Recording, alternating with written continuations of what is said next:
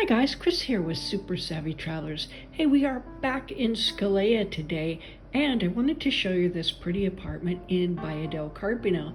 Now, one of the reasons I wanted to show it to you is I think it's pretty good value because normally the prices for apartments or condos in Baia del Carpino are higher than what you're seeing here.